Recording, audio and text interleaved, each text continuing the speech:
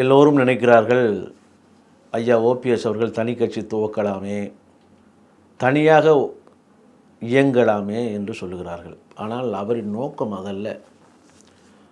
பழனிசாமியின் கையில் கட்சியை ஒப்படைத்து விட்டால் அது சிதையும், சின்னாபின்னப்படும் என்பது அவருக்கு நன்றாக தெரியும். ஏதோ ஒரு விபத்தில் விளைந்த விபரீதமாக பழனிசாமியின் கையில் இன்றைக்கு அதிமுக குறுக்கு வழியில் சிக்கியிருக்கிறது. இதை அப்படியே விட்டுவிட்டு நாம் போக முடியாது.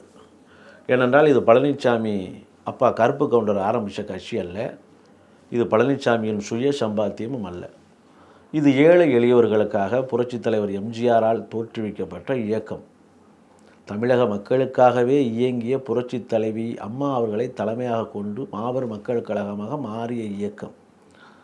இந்த இயக்கத்தில் திடீரென்று புகுந்த இடைச்சர்களாக வந்து அமைந்த இடைப்பாடி பழனிசாமி கட்சியை கைப்பற்றிவிட்டால் அவரிடம் ஒப்படைத்துவிட்டு நாம் தனி கட்சி துவங்குவோமா? இல்லவே இல்லை, ஒரு காலமும் இல்லை.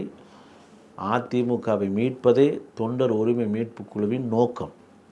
அபகரிப்பாளரிடமிருந்து கட்சியை மீண்டும் காத்து தொண்டர்களின் இயக்கமாக மாற்றுவதே ஐயா ஓபிஎஸ் அவர்களின் முதலாய லட்சியம்.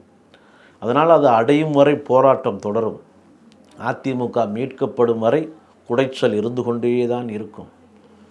அவர் எவ்வளவுதான் முயற்சி பண்ணினாலும், அண்ணன் திலகன் போல் தனி கட்சி துவங்கி அவர் வேண்டுமானால் வரட்டும் என்று கருதினாலும், கனவில் சஞ்சரித்தாலும் விடப்போகிறதில்லை ராஜா.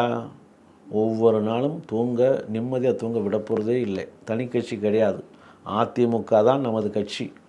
புரட்சித் தலைவர் எந்த கட்சியை ஆரம்பித்தாரோ, புரட்சித் தலைவர் எந்த கட்சியை வழிநடத்தினாரோ அந்த கட்சியை அப்படியே மீட்டு மீண்டும் தொண்டர்களின் கழகமாக மாற்றுவதே தொண்டர் உரிமை மீட்பு குழுவின் ஒரே லட்சியம்.